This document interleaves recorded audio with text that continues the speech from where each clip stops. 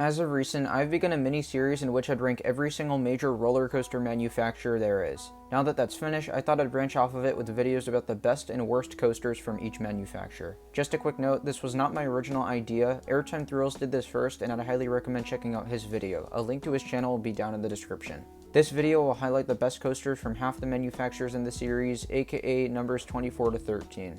Now, I obviously haven't ridden every roller coaster from each manufacturer out there, so I'll be talking about what my personal favorite is and then what looks to be the best overall. Before we dive in, I'd like to ask if you guys could subscribe to the channel. The support lately has been amazing, so let's keep that going. With that all said and done, here are the best roller coasters from each major manufacturer. First up is Skyline Attractions. Despite my urge to make more Skyline jokes and to tell you that they don't have a best coaster, the answer is pretty obvious. Even though Tidal Twister is a dumpster fire, it's still better than Harley Quinn because just about anything is better than Harley Quinn. Tidal Twister also happens to be the only one I've personally ridden, so it's automatically my favorite of the two. E&F Myler's best roller coaster is, well, I guess it's not something I've really thought about before. Out of the ones currently operating, we've really only got 5 legitimate contestants. The first is Big Timber Log Ride at Enchanted Forest in Oregon, which is a very strange water coaster and is probably my favorite of the ones I've ridden. There's also the world's only E&F Wild Mouse at Scandia Sacramento and the 2 High Milers at Funspot Kissimmee and Funspot Atlanta. As well as that, there's also the custom oval-shaped family coaster at Playland's Castaway Cove. Like I said, Timber Mountain is probably my favorite, but Wild Waves is also pretty fun. I don't think the High Milers or Wild Mouse could be superior since they aren't anything particularly special. It may be close, but I'm just going to go with Big Timber Log Ride for personal favorite and best overall for its unique experience in the woods. Next up is Golden Horse, the knockoff manufacturer. Despite them frequently receiving hate amongst enthusiasts, some of their copycat rides may still be pretty fun. I personally haven't ridden a Golden Horse coaster since most of their rides reside in China, but I have an idea of what the best could be. Their new dive coaster ripoff looks to be janky but very fun, so that's a definite possibility. There's also their various mine trains that have a bunch of theming, and the inverting spinning family coaster looks professionally well done, to be honest. Despite all of these, I'm going to go with my gut and say that the vertical roller coaster at Xingdong Tourist World in China is the best coaster by Golden Horse, aka the knockoff B&M dive coaster. The Din Corporation has built a handful of Woodies, but only 4 of them remain in operation. Despite this, the few left seem to be somewhat fun rides. Predator at Darien Lake looks like a rough coaster, but it has a good layout and I could see it getting even better with the new GCI Titan track. Wolverine Wildcat at Michigan's Adventure has a similar layout to Phoenix and Canobie's, but I'm guessing the Airtime pales in comparison because no one talks about this ride. Timberwolf at Worlds of Fun has gone through lots of TLC lately, and so not only does it look to be running smooth, but some of the airtime moments on it do look really fun. Lastly, Thunder Run at Kentucky Kingdom has also been getting some love as of late. It appears that the coaster is going through the same kind of TLC as Timberwolf, which is great news. To be real, only 2 of these stick out to be true candidates, and those are Timberwolf and Thunder Run. Both honestly look like fun rides, but I'm going to go with Timberwolf at Worlds of Fun for best Din roller coaster. I haven't personally been on one of their rides yet, but out of all of them, Timberwolf just barely takes the cake from the looks of it.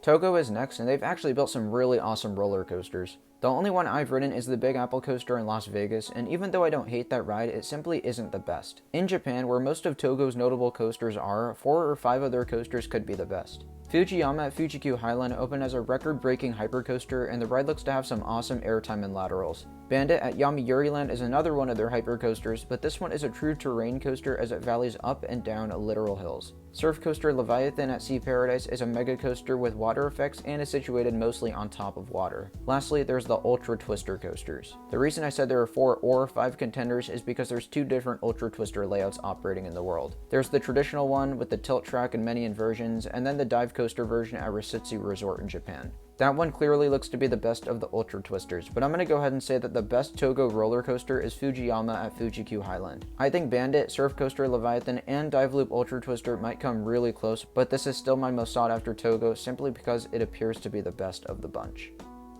Giovanola has only really built 3 to 4 roller coasters, but the true winner is very obvious here. In the rankings video, I talked about how Tower of Terror in South Africa may have been built by Giovanola, but we don't really have much evidence of this. Nonetheless, I think the other marquee coaster at that park, Anaconda, looks to be the best of Gio's rides. It looks like it could be on par with the world's best B&M inverts, literally making it one of the most intense coasters on the planet. The ride looks truly remarkable with its pacing and series of inversions. My personal favorite coaster by the manufacturer is also the only one I've ridden and is also one of my least favorite coasters anywhere, Goliath at Six Flags Magic Mountain. We're not going to focus on that ride too much because this portion of the video is really meant to shine some light on Anaconda, which looks amazing. Anyways, let's move on with Zamperla.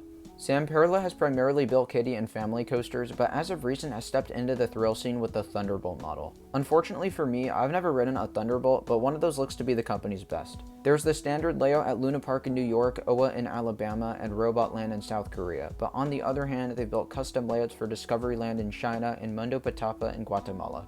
Out of all of these, I think the one in China named Thunder Chariot looks to be the best. The creative layout combined with its theming makes it no wonder to see why, in all honesty. Since I've never experienced one of Zamperla's Thunderbolt models, my personal favorite is quite sad. The most thrilling of Zamperla's coasters I've ridden is Time Warp at Canada's Wonderland, but that's a Valère model which has no business being anyone's favorite anything. My actual choice is probably Pony Express at Knott's Berry Farm, which is a fun family coaster that receives virtually no attention from the community. It's nothing too special, but it packs a lot of fun elements and transitioning into its extremely short layout.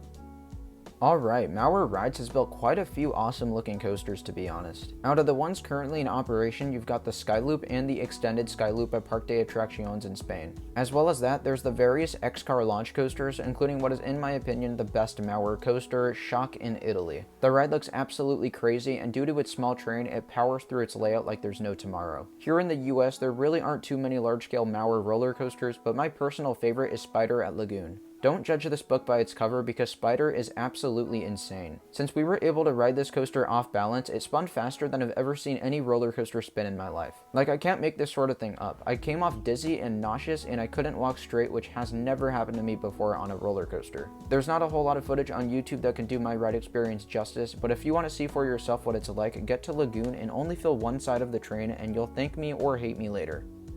Zero is up next, and while they're similar to Zamperla in a sense where they build mainly family coasters and kiddie coasters, they have 3 professional thrill coasters that are a ton of fun. Out of the 3, there's just one of them I haven't ridden, and that's Verbolten at Busch Gardens Williamsburg. Luckily, that one looks to be the most family-oriented out of the 3, so that's probably okay. It really comes down to Impulse at Knoebels and Wicked at Lagoon, and while Impulse is fun, it can't even compare to the awesome first half of Wicked. Not only is this my personal favorite, but I strongly believe that it's the best Zero coaster out there. It features an upwards vertical launch, which is one of the craziest starts to a coaster ever, and then a long vertical drop that provides plenty of ejector airtime. That top hat element alone is honestly enough of a reason to why it's my favorite Zero coaster, but seriously, it's an awesome start to an awesome coaster, and I'd highly recommend you guys check it out.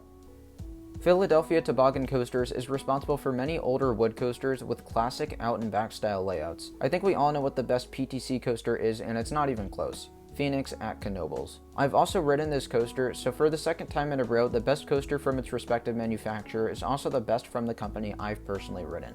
Phoenix is loaded with immaculate bursts of airtime and runs very smooth for its age, so it's no wonder why it's such a beloved wood coaster, and it definitely deserves all the attention it's received over the years.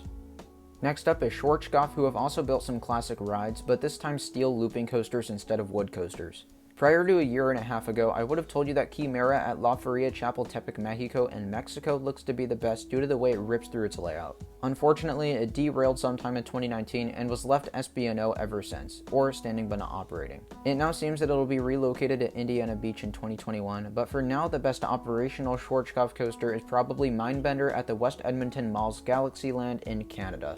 The ride is debatably the world's largest indoor roller coaster and is pretty similar to Chimera in terms of layout. The only difference is that it utilizes some of its trim brakes and has far worse restraints, but nonetheless, it powers through its layout and looks like an awesome ride. Me personally, I'm not the biggest fan of Schwarzkopf's coasters. Like, I still enjoy them, but positives after positives on sit-down coasters has never really been my thing. Still, Colossus the Fire Dragon at Lagoon packs a real punch and is slightly preferred to Montezuma's Revenge at Knott's Berry Farm for me. The ride has 2 inversions and some fairly intense helixes, so it's definitely worth the ride when you go to Lagoon. Last manufacturer in this video is Chance Morgan, who haven't built a ton of roller coasters but have built some pretty remarkably awesome ones. There's also quite a few contenders here, so let's dive in. Lightning Run at Kentucky Kingdom is strictly Chance Rides' work and is easily the best coaster they've individually built. The ride appears to be loaded with fast-paced transitioning and violent ejector airtime. Now on to Morgan. We've got Steel Dragon 2000 at Nagashima Spa Land, which is the tallest coaster they've ever built and is one of just a few giga coasters out there in the world. Steel Eel at SeaWorld San Antonio is filled to the brim with crazy ejector airtime and is easily one of my favorite mega coasters out there. Superman El Ultimo Escape at Six Flags Mexico has the airtime of both Steel Eel and Steel Dragon 2000, while also providing crazy amounts of laterals, at least that's what I've heard. While there's been an increase in the amount of praise for Superman in Mexico, I do think there's one coaster that just barely tops it. Along with what is my personal favorite, I'm declaring Phantom's Revenge the best Chance Morgan coaster in the world. I know some could argue that it's still an aerodynamics coaster, but I don't think that's true since people only love the ride for what Morgan did to renovate it. Nonetheless, it's an awesome coaster with some of the most ridiculous ejector airtime out there and a unique terrain-driven layout. Thank you all so much for watching. I hope you've enjoyed this video in which I've covered the best roller coasters from each major coaster manufacturer. If you enjoyed, I'd really appreciate it if you guys could like the video and subscribe to the channel. Thanks again, and I'll see you all in the next video. Bye guys.